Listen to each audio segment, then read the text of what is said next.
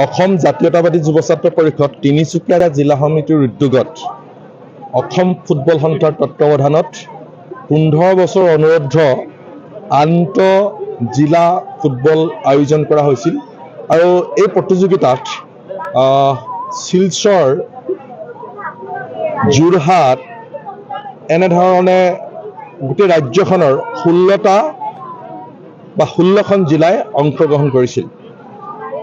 প্ৰথম কথা হ'ল যে আমি অসম জাতীয়তাবাদী যুৱ ছাত্ৰ পৰিষদে আমাৰ প্ৰিন্সিপ সাধ্য অনুযায়ী ক্ৰীড়া ক্ষেত্ৰখনত আমি সহযোগিতা কৰিব খোজোঁ আৰু যুৱ প্ৰতিভা খেলুৱৈসকলক উলিয়াই অনাটোৱে আমাৰ লক্ষ্য বা উদ্দেশ্য আৰু সেইকাৰণে আমি 15 বছৰ অনুৰ্ধৰ খেলুৱৈসকলক লৈ পেলাই এখন প্ৰতিযোগিতা অনুষ্ঠিত কৰিছোঁ আৰু এই প্ৰতিযোগিতাখন অত্যন্ত আকৰ্ষণীয় আৰু প্ৰতিযোগিতামূলক হৈছিল।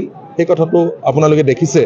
আমাৰ এটাই কথা যে ক্ৰিকেট খেল যেনেধৰণে অসমত বা ভাৰতবৰ্ষত পেছাগতভাৱে আজিৰ তাৰিখত আগবাঢ়িছে আৰু ক্ৰিকেট খেল জাতীয় দলৰ কথাটো মই বাদেই দিছোঁ, ৰঞ্জিত খেলুৱৈও যদি হয় অৰ্থাৎ ৰাজ্যৰ হৈ প্ৰতিনিধিত্ব কৰা এগৰাকী খেলুৱৈ হিচাপেও যদি নিজকে গঢ়ি তুলিব পাৰে, তেওঁ অত্যন্ত আৰ্থিকভাৱে টনকিয়াল হয় বা যিবিলাক আন সা সুবিধা সেই সা সুবিধাও প্ৰচুৰ পৰিমাণে পায়।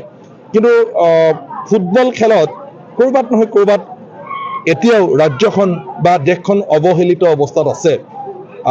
ক্ৰিকেট খেলৰ তুলনাত ক্ৰিকেট খেলৰ ৰাজ্যিক খেলুৱৈসকলৰ যিমানবিলাক সা সুবিধা বা অৰ্থনৈতিকভাৱে যিমান স্বচ্ছ, জাতীয় দলৰ ফুটবল খেলুৱৈ সিমান স্বচ্ছ বা সা সুবিধাৰ পৰা বঞ্চিত হৈ আহিছে। গতিকে মই চৰকাৰক দাবী জনাইছোঁ যে ফুটবল খেলক অত্যন্ত চৰকাৰে গুৰুত্ব প্ৰদান কৰিব লাগে, সা সুবিধাৰ ব্যৱস্থা কৰিব লাগে, কাৰণ উত্তৰ পূৰ্বাঞ্চলত বা অসমত ফুটবল খেলৰ প্ৰতিভা অনেক আছে, কিন্তু আমি উলিয়াই আনিব পৰা নাই। আমাৰ আন্তঃগাঁথনিৰ অভাৱ, আন আন সা সুবিধাৰ অভাৱ। গতিকে এই অভাৱখিনি নাইকিয়া কৰিবৰ কাৰণে মই চৰকাৰক দাবী জনাইছোঁ। আৰু এটা বিষয়, যেনেধৰণে অইল ইণ্ডিয়া লিমিটেড দুলীয়াজানে তেওঁলোকৰ এটা ফুটবল দল আছে, ঠিক তেনেধৰণে আমি ONGC NRLৰ এখন একাডেমি আছে, নুমলীগড় তেল শোধনাগাৰৰ এখন ফুটবল খেলৰ একাডেমি আছে, কিন্তু ONGC একো কৰা নাই। বা তেনেধৰণৰ যিবিলাক আমাৰ প্ৰতিষ্ঠান আছে, লাভজনক প্ৰতিষ্ঠান আছে, সেই প্ৰতিষ্ঠানবিলাকক আমি একোটা ফুটবল দল গঠন কৰিবৰ কাৰণে অসম জাতীয়তাবাদী যুৱ ছাত্ৰ পৰিষদে দাবী জনাইছোঁ। আৰু এই দাবী ONGCৰ ক্ষেত্ৰততো আমাক কৰিবই লাগিব। আমি ইতিমধ্যে ONGCলৈ চিঠি দিছোঁ।